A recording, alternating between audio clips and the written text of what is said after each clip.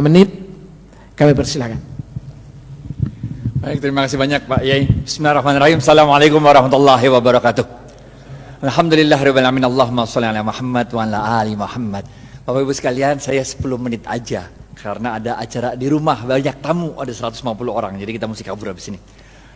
Ketika Abdurrahman bin Auf hijrah dari Mekah ke Madinah, ini ngelanjutin ceritanya kayak Khalil nih, ceritanya kayak Khalil, lanjutin dah. Ketika Abdurrahman bin Auf pindah dari Mekah ke Madinah, nggak bawa apa-apa, padahal beliau adalah seorang pedagang yang sukses, yang hebat. Tapi sampai Madinah nggak punya apa-apa karena cuma bawa badan sama baju yang di badan doang, bener gak? Oleh Rasulullah SAW, Abdurrahman bin Auf dipersaudarakan dengan seorang dari kaum Ansor, yaitu Sa'ad bin Rabi. Apa kata Sa'ad bin Rabi kepada Abdurrahman bin Auf? Sa'ad bin Rabi mengatakan, ya Abdurrahman, ini saya punya harta, kita bagi dua dah. Ini ada rumah, bagi dua, satu buat saya, satu buat ente. Ini ada kendaraan, bagi dua, semua bagi dua. Bahkan waktu itu Sa'ad bin Rabi mengatakan, saya punya istri dua. Pilih yang mana dah? Ente boleh buat ente satu, benar gak? Jadi tingkat imannya Sa'ad bin Rabi model begitu.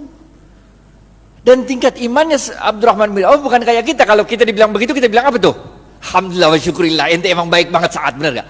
Tapi Abdurrahman bin Auf begitu itu mengatakan, ada yang tahu jawabannya? Gocap kalau bisa nih, angkat tangan, gocap kalau bisa. Abdurrahman bin Auf mengatakan, terima kasih banyak ya Sa'ad, mudah-mudahan Allah memberkahi keluargamu, mudah-mudahan Allah memberkahi hartamu. Tunjukkan aku di mana? Pasar. Gocap.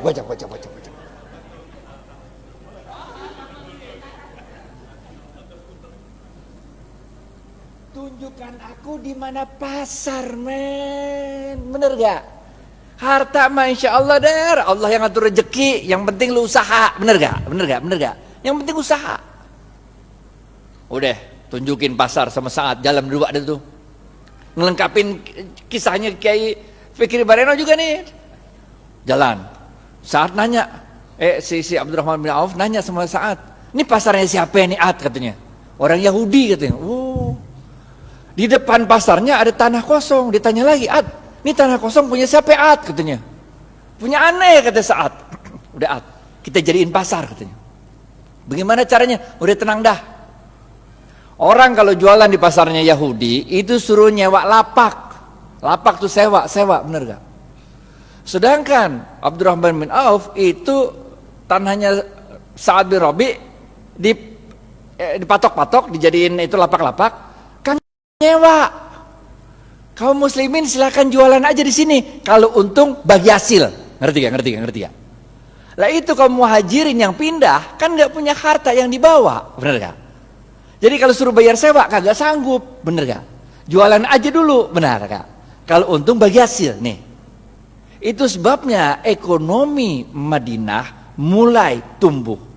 Seorang sahabat waktu itu datang kepada Rasulullah SAW, ya Rasulullah, kami ini dagang untungnya kecil, sedangkan orang-orang Yahudi dagang untungnya besar, sama-sama di Madinah nih.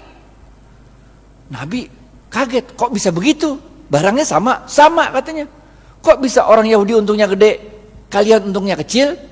Para sahabat menjawab, kami kalau dagang ngikutin caramu berdagang ya Rasul. Rasul tambah kaget lagi lah. Bagaimana caranya? Kami kalau dagang jujur.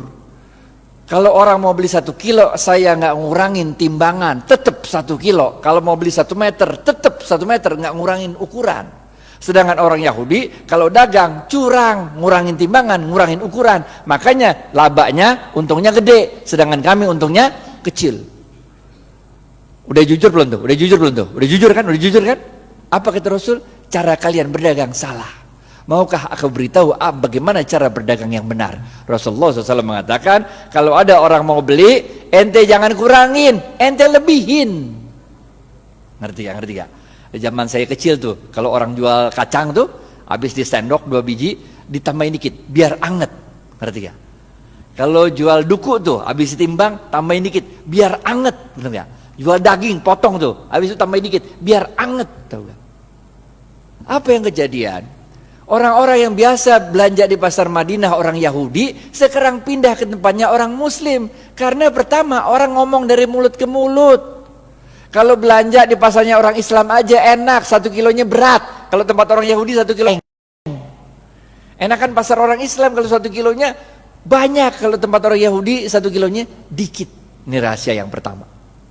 Rahasia yang kedua, tiap kali dia jualan kan berarti dia sodakoh. Ngelebihin, bener gak? Kalau sodakoh ente ngundang barokahnya Allah. Paham gak? Jadi Bapak Ibu sekalian, ini kita tarik 2 pelajaran penting. Yang pertama, kalau bisnis jangan curang. Ngapain bisnis curang? Bener gak? Kita orang Islam men, kalau ente orang Islam sholat tapi bisnis curang, enggak oke. Yang pertama nih, bisnis jangan curang, jangan ngurangin timbangan, jangan ngurangin hak pembeli. Yang kedua apa? Yang kedua, kalau bisnis itu banyakin sodakoh, ngejar barokah. Makanya kita diajarkan oleh Rasulullah SAW sebuah doa yang sangat terkenal. Ada yang tahu doanya? Doa mau makan, doa mau makan, doa mau makan, doa mau makan, doa mau makan. Woi gocap woi, ya bu. Allah barik lana, gocap. Makanya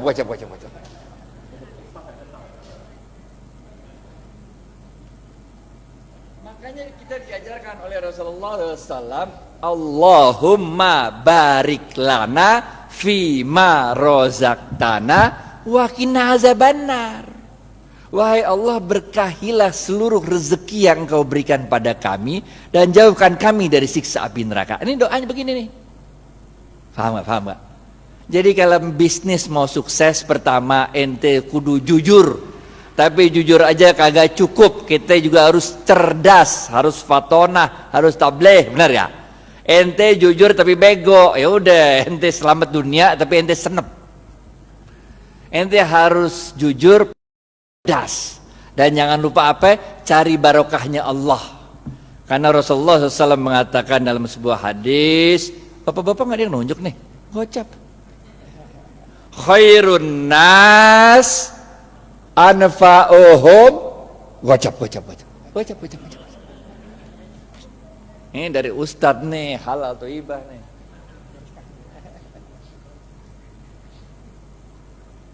Paham ya? Yang pertama nih, kudu jujur, sidik amanah. Sidik jujur kepada Allah. Kalau Allah bilang haram, tinggalin aja dah. Amanah, itu kalau dikasih kepercayaan sama orang jangan dirusak, pegang baik-baik, benar gak?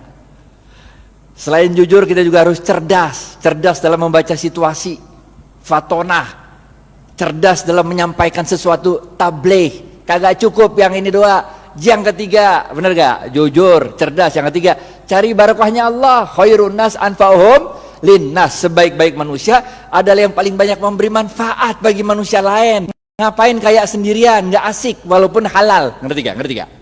Gak asik kaya halal tapi gak nyebarin barokah, gak asik. Orang bilang dia kaya tapi pelit, benar gak?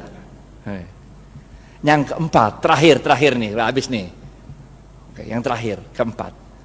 Jangan lupa Rasulullah SAW bersabda, man lam yashkurin nas. Susah ya? Pilihan berganda. A, man lam yashkurin nas lam yashkurillah. B, man lam. A atau B? A.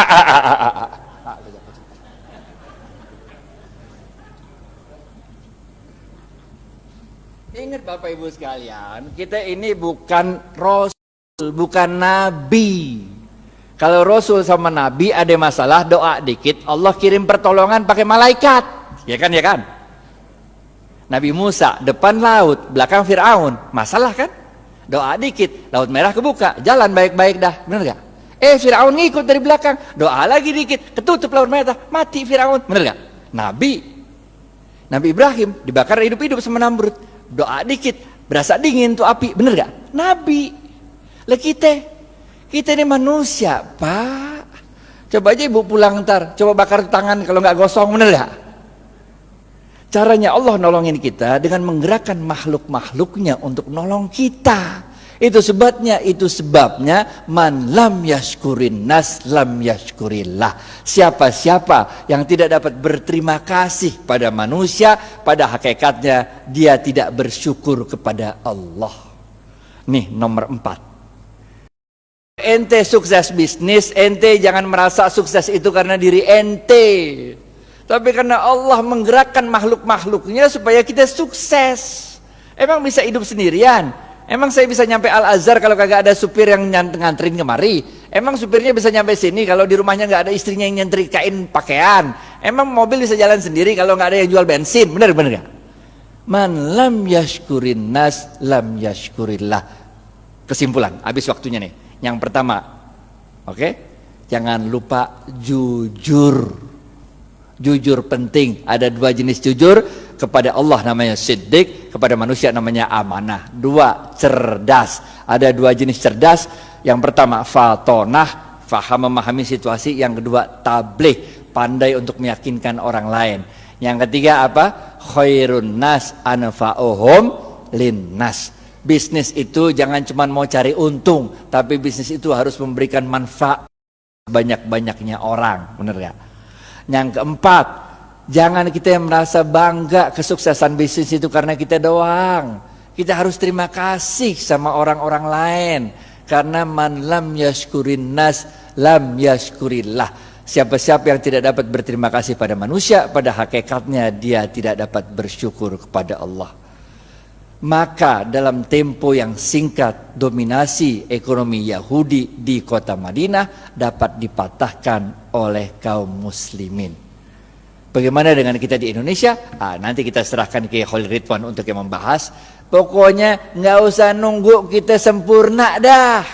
Yang bisa jalanin gitu aja dah. Karena kaidah fikihnya berbunyi ma la yudraku kulluhu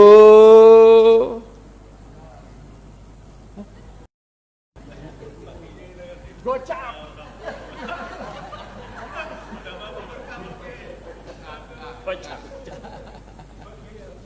Ma la yudraku kulluhu la yudraku kulluh. Kalau engkau tidak dapat melakukan kebaikan itu 100%, jangan engkau tinggalkan kebaikan itu 100%. Jangan nunggu sempurna baru kita lakukan. Lakuin dulu, nggak usah nunggu tajwid, makhraj sama tahsinnya benar. Nggak usah, sholat aja sholat, benar gak? Nggak usah nunggu kita sempurna baru kita jalan, nggak usah, jalanin aja dulu dah. Karena dalam sebuah hadis qudsi Allah mengatakan, amalkan apa yang engkau ketahui, niscaya akan aku beritahu apa yang tidak engkau ketahui. Jalanin aja, jalanin. Karena barokah fil harokah. Barokah itu adanya dalam harokah, dalam pergerakan. Jalanin aja, kayak Siti Hajar lari dari Safa ke Marwah, bener gak? Itu kan lucu, coba dari Safa Marwah lari-lari 7 kali bolak-balik, kagak ada air, bener gak? Yang nemuin air siapa? Ismail. Yang capek lari siapa? Hajar. Nggak penting men siapa yang nemuin air, bener gak? Yang penting inna sofa wal marwata min sa'airillah. Dicatat sama Allah usahanya Hajar itu, dicatat sebagai min sa'airillah, tanda-tanda kebesaran Allah. Nggak penting kalau kita usaha tuh, bahwa kehebatan usaha kita itu dinikmati oleh kita, nggak penting. Bahkan ketika besok pun mau kiamat, kalau punya bibit lu tanam, ngerti gak?